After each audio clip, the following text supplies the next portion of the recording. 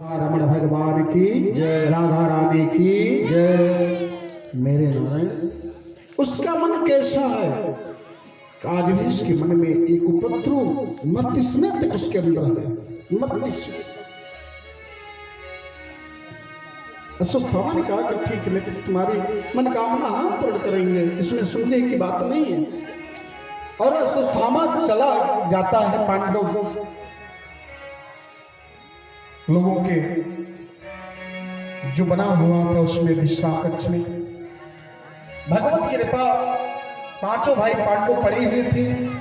भगवान ने कहा महाभारत की युद्ध, हे अर्जुन, हे भीम जी, हे धर्मराज युधिष्ठिर जीते हैं, चलिए हम लोग आनंद मनाया जाए, भगवान की स्तुति की जाए। वहां से लेकर चले गए और ये इनका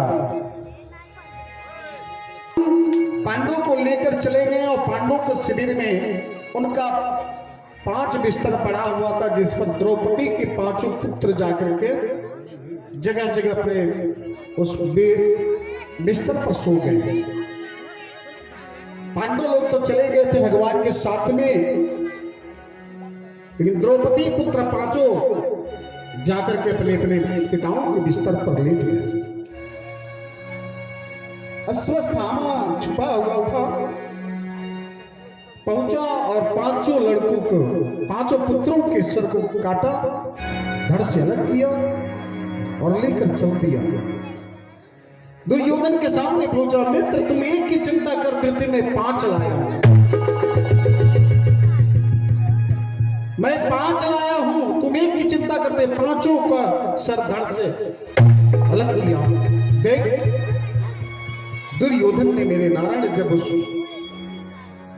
मुख 5 को देखा तो उसके अंदर धड़कन बढ़ने लगी।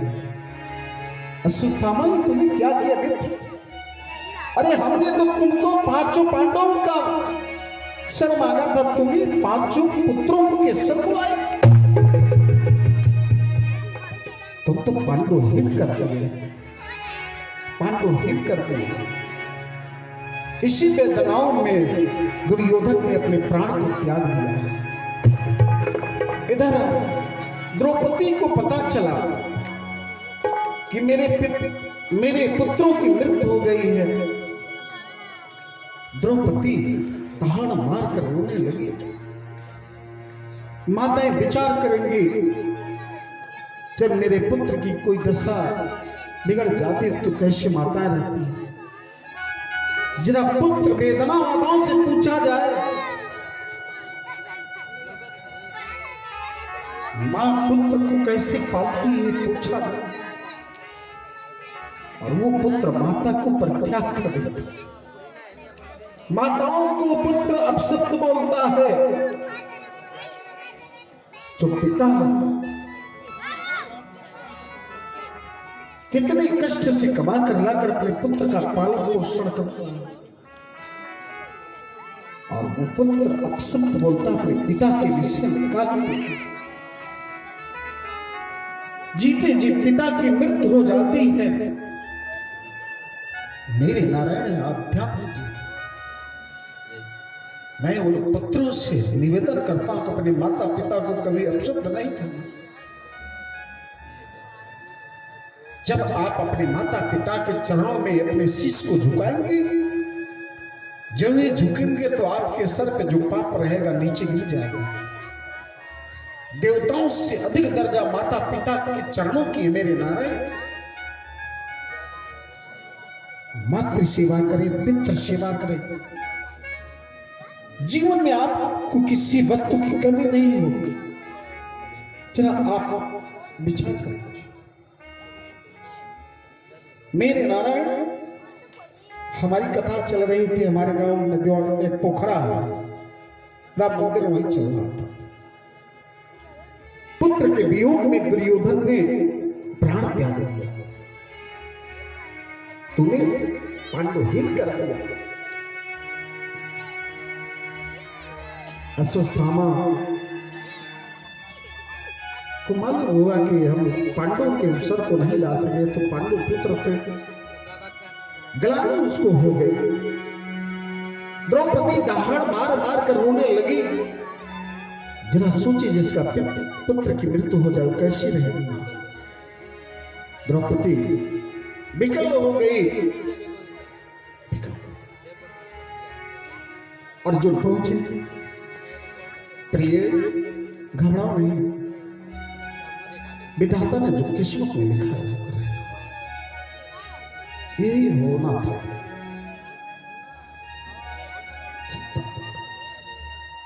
समझ लो, रोने से कुछ होगा नहीं। अर्जुन की बात द्रौपदी नहीं मानती है। भगवान भी सांत्वना देते हैं, द्रौपदी चला समझ जाओ, चुप हो जाओ। जिसको जाना है हो जाएगा, जिसको आना है वो आएगा। संसार का नियम है, ये मृत लोक है और ये शरीर पंचभौतिक है। भगवान दर्शाते हैं द्रौपदी। छित जल पावक गगन समीरा, गगन पावक गगन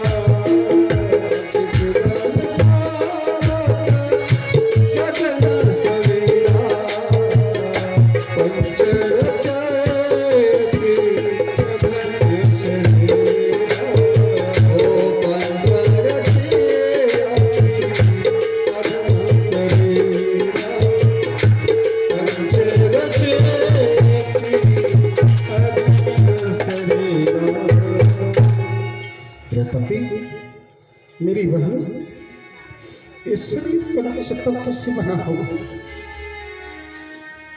संसार का जो आया मेरे श्रोताओं, आज तीन दयाल करुणा निधान भी मनुष्यों की जैसी लीला कर भगवान की आंख से आंसू बहने लगे। द्रौपदी भगवान को पकड़ लेती है। नारायण, आप जरा विचार करिए, मेरा पुत्र मर गया, मैं किस तरह से विचार करिए। नारायण, मेरे पांच पुत्रों की मृत्यु हो गई।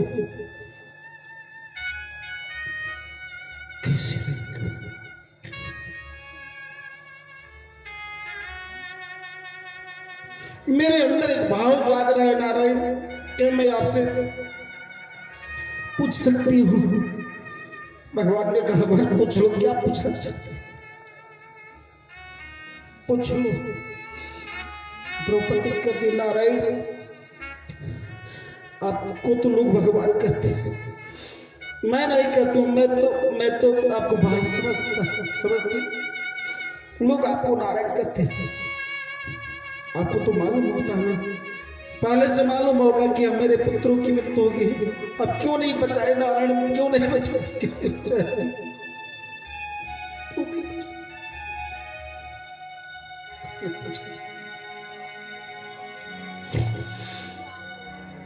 भगवान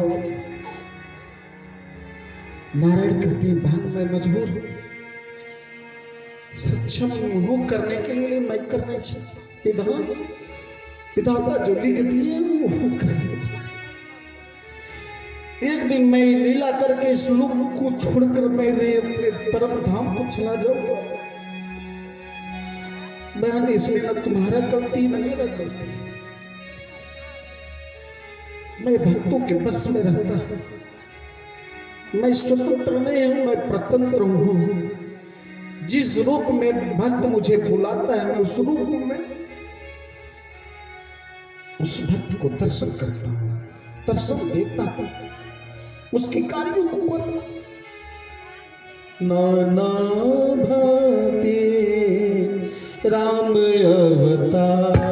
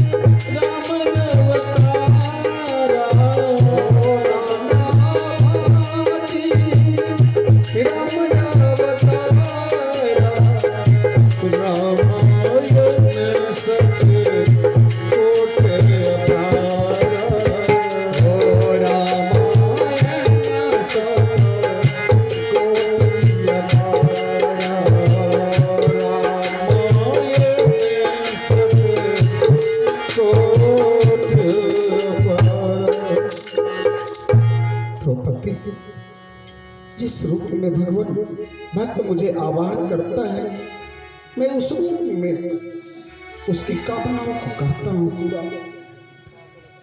तुम धैर्य रखो, तुम धैर्य रखो देवी, धैर्य रखो। द्रौपदी की करुणानंद को देखकर अर्जुन के अंदर क्रोध उत्पन्न होता है। कहते देवी तुम घबराओ मत, प्रिय जिसने भी तुम्हारे पुत्रों को मृत्यु के घात उतारा मैं उसको छोड़ूंगा नहीं, उसको भी मार डालूंगा, उसको भी मार डालूंगा। मन में इस बात को लेकर अर्जुन केशव से कह के केशव आप चले जाओ। अर्जुन ने कहा कि देवी जो भी तुम्हारे पुत्रों को मारा है मैं उसका भी गर्दन उसको उसके धड़ से अलग करूंगा और लेकर आऊंगा, उस पर तुम अपने पैर को रख करके इस दोष का निवारण करना और स्नान करना, तुम चिंता मत करो। अर्जुन के रथवाहक केशव है और भगवान से कहते हैं बताइए नारायण किसने ऐसा किया? कृष्ण भगवान कहते हैं दूसरा कोई नहीं है, तुम्हारा गुरुपुत्र अश्वत्थामा है। अश्वत्थामा को मालूम था, वो तो डर रहा था कि उसके पुत्रों को मैंने मारा है, वो मुझे छोड़ेगा नहीं, मेरा पीछा अवश्य करेगा। आज अर्जुन पीछे पीछे और अश्वत्थामा आगे आगे रथ लेकर निकलता है। मेरे नारायण भागते भागते अश्वत्थामा थक जाता है, उसके घोड़े थक जाते हैं और मेरे नारायण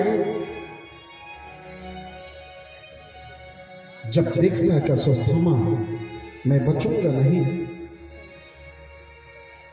वार करता है लेकिन अर्जुन बच जाते हैं और अर्जुन अश्वत्थामा को पकड़ लेते हैं, बांध कर लाते हैं। देखो देवी, यही तुम्हारा दोषी है, यही ने तुम्हारे पुत्रों को मारा, यही दोषी है। जो कहो मैं करने के लिए तैयार हूं। भगवान ने कहा, भगवान तो कहे कि रास्ते में इसको मार डालो, लेकिन अर्जुन ने कहा नहीं महाराज, द्रौपदी के पुत्रों किसने मारा है? मेरे पुत्रों को मारा। द्रौपदी जैसा कहेगी वैसा मैं करूंगा।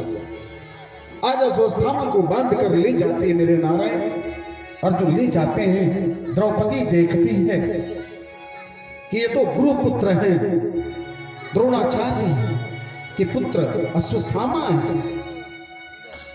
अर्जुन से हाथ जोड़कर